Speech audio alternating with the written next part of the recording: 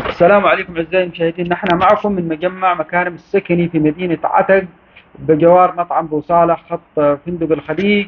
وهذا المجمع الذي تم افتتاحه خلال هذه الأيام، ويحتوي على العديد من الغرف والجناحات وبأسعار منافسة جدا، ويوفر أفضل خدماته المستثمر خالد الماضي من أبناء منطقة الجابر عتق. ومعنا المناظر والشخصية الاجتماعية الشيخ أبو ذياب، يعطينا لمحة بسيطة عن هذا المجمع لأخونا لأحد أبنائه. ماذا تقول عن هذا المجمع اليوم؟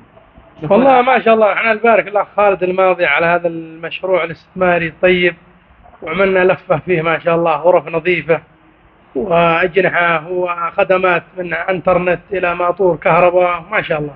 أتمنى له التوفيق إن شاء الله.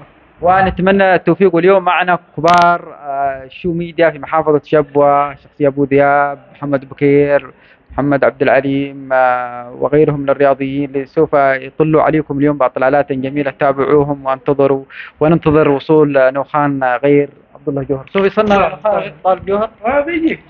سوف يصل، نحاول الاتصال به لكن تليفونه مغلق، وسوف يصلنا قريبا، وسوف نكون معكم في تغطية هذا اليوم. تابعوا الصفحات المناظرين. يلا شكرا لكم.